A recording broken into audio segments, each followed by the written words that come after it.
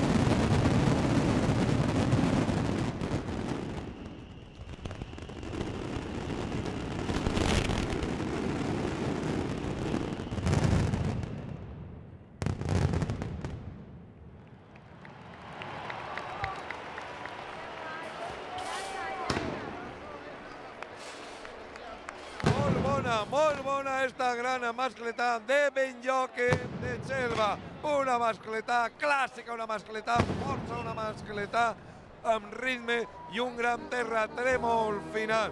Una mascletà que està aplaudint la gent que s'acosta al recinte de la pirotècnia per donar la enhorabona al pirotècnic.